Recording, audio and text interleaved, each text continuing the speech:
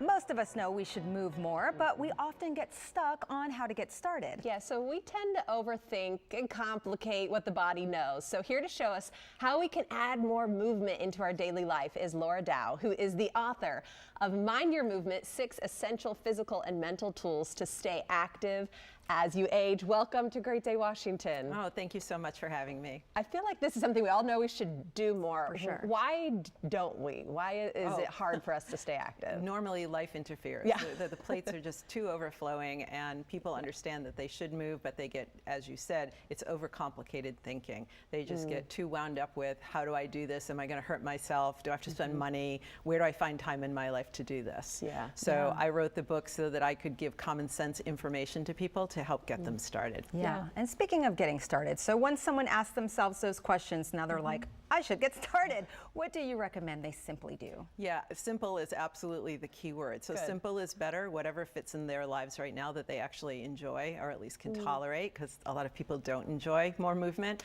So walking is a really key thing. If they have safety in their neighborhood, they can walk outside. If they have less, that doesn't feel good or the weather's not right for them, they can walk inside. Stairs are wonderful if joints permit. Anything that involves getting off the couch. Basically. So so even walking around an apartment or a house or doing easy stretches, that gets you started. It kind of reminds me of the New Year's resolutions where you like set a commitment, I'm going to stay active, I'm going to move every day, and then we don't. You say that something is better than nothing. I do. How do you encourage people to get back to it when you miss a day or two or something's not feeling right that day? Just get off the couch, basically. It's tough love. So, well, let's be a little kinder. Okay. Life happens, as we said, so we want to make sure that people feel like they can give themselves a little bit of grace if something happens and they just weren't able to get to movement that day. And then get back on the horse again to move the next day, whatever that means. As I said, maybe the neighborhood doesn't feel safe, or maybe weather gets in the way, or maybe there's family stuff, or there's job stuff. I mean, there's stuff, right? So to be kind to yourself and then to take action. That's really important. Sure. And then to keep it consistent, you say you should celebrate your successes. Yes, that is really important. So that goes along in the same idea as kindness, that you definitely want to celebrate that you got off the couch.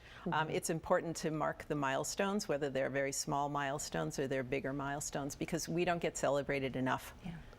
None of us get celebrated enough for just, kind of showing up in life and doing our thing and just trying to get one day after another, put one foot in front of the other. Right. Does that include eating ice cream? Because I can always celebrate with ice cream.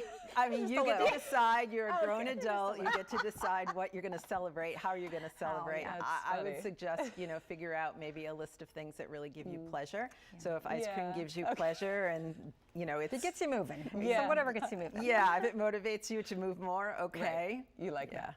You have some movements for us, because you were saying people don't know where to start. Where could they start with a few movements? So for easy stretches, I'm going to suggest that if you would like to participate. So a couple of things. We can start with our arms out, thumbs up, and just bring the elbows back without lifting the shoulders. Now this is called a row in the fitness world, and what it does, unweighted, because we're just using the weight of your arms, it brings your shoulder blades together in the back, it opens your chest a little bit, and you can feel the muscles in between the shoulder blades kind of squeezing a little bit, and you want that. So this gets into the realm of posture, but this is also a very nice warm-up. If you're sitting on the couch and you've been, like this on the couch, this will help you. And it's easy to do. It's very easy to do, and you don't need a trainer, you don't need a physical therapist, you can do this at home, and as long as you keep your shoulders down, there's very little risk of anything bad going awry. Okay. Next one could be hands up, watch out for the table, and open. And each other. And each other, and close. So let's add some breathing to this, shall we? So let's inhale as you go back and exhale forward, or you can do the reverse. Lots of my clients do the reverse when I tell them to breathe, and it's totally fine. Just do breathing. That's important. But this is nice too. So this is a chest opener, because if we're sitting at the computer all day long and we're very hunched in, I know you're putting all of this into an online course, because we have such little time here on TV. So people can go and check out more moves and work with you. You can also find Laura's book, Mind Your Movement, on Amazon. And then look for her new online course. It's going to be on how you can improve your posture. It will be coming out later this spring. Laura, thank you so much for being here.